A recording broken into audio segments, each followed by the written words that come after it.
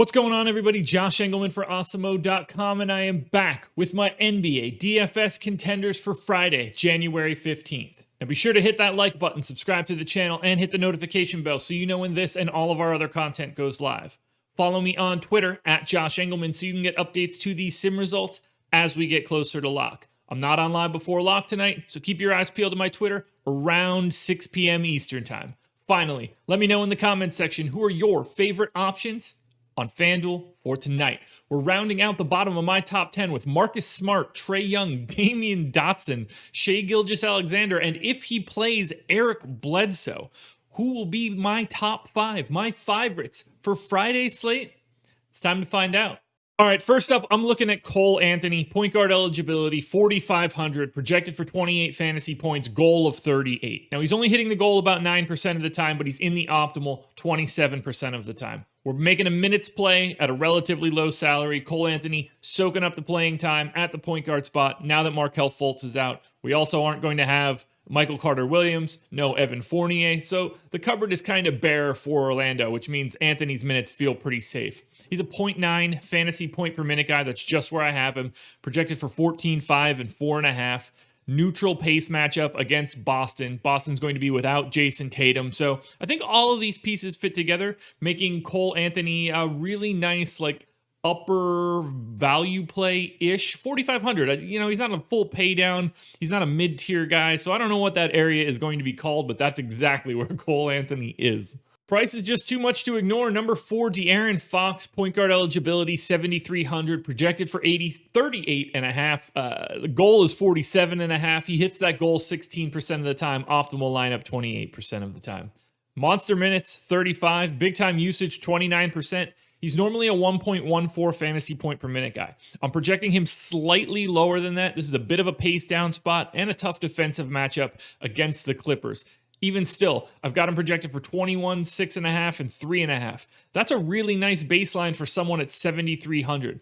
I just think that he's a couple $100 underpriced, and you don't normally see that for guys at his level, especially when they're established. So I'm going to go ahead, take a little bit more De'Aaron Fox, and be happy to get a price tag that's 7,300 and not 7,900. Next up at number 3, I'm still going back to CEDI Osman, 5,100 at the small forward position, 30.5 projected fantasy points. The goal is 40. He hits the goal 10% of the time. He's in the optimal 28% of the time. Cavs are still without the Sexland backcourt. Neither one of those guys suiting up today. No Kevin Love. We know that.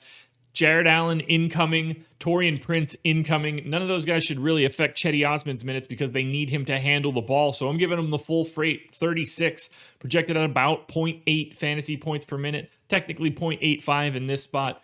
It's a kind of tricky spot because Cleveland and the Knicks not playing at a particularly fast pace.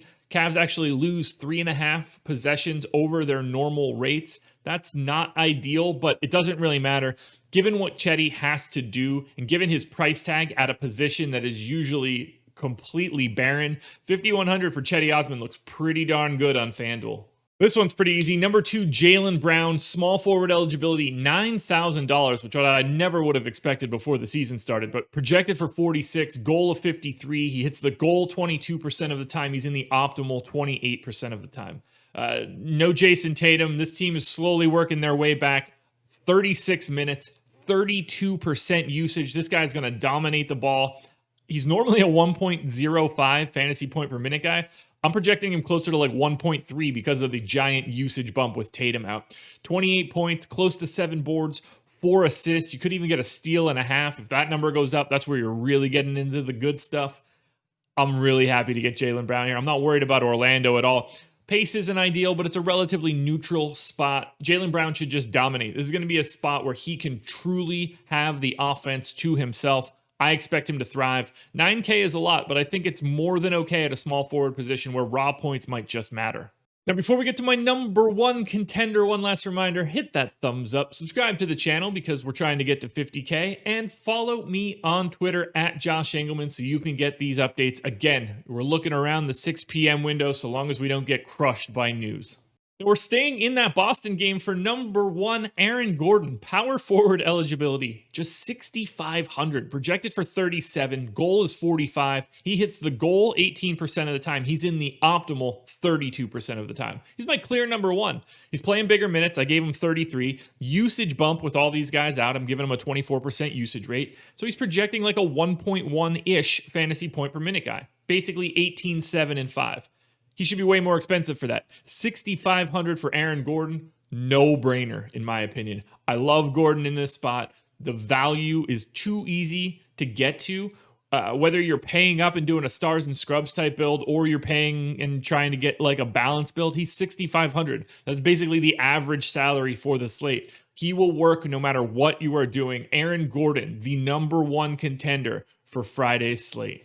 Alrighty, folks, that will do it. Those are my NBA DFS contenders on FanDuel for Friday, January 15th.